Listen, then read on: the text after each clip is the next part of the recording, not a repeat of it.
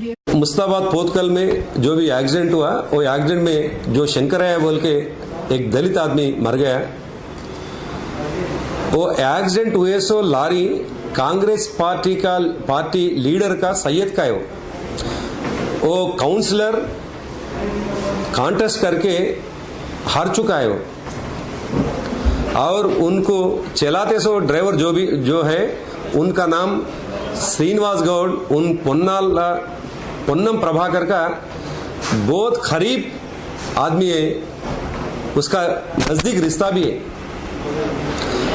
और वो लारी जब एक्सीडेंट हुआ तो उसको छुड़ाने के लिए जो आदमी गया बुर्रा रामुलु नाम से, वो मुस्ताबाद के कांग्रेस पार्टी की प्रेसिडेंट भी है।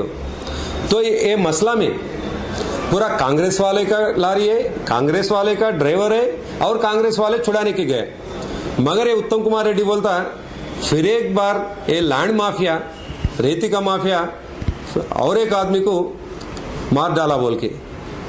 एक एक्सीडेंट होता वो चाहे दलित बोल के या अपर कास्ट बोल के एक्सीडेंट नहीं होता, जहां भी अगर से एक्सीडेंट में एक इंसान मरता, मगर कास्ट के नाम से एक्सीडेंट में कोई नहीं मरता।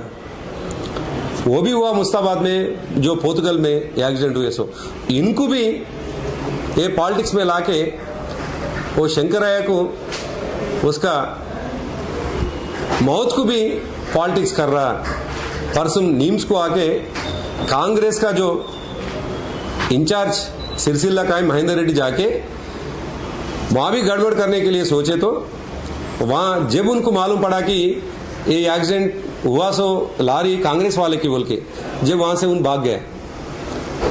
तो आज जो भी कर रहा विश्व वो खुद कर रहे, होना बोल के कर रहे, मगर अगर से जो भी करने दो, टीआरएस पार्टी आगे बढ़ते रहते, ये डेवलपमेंट के लिए सोचते रहते, कोई रोक नहीं सकता। पैर पकड़ के खींचे तो भी, शेड पकड़ के खींचे तो भी हम रुकता नहीं, हम आगे बढ़ेंगे। Thank you.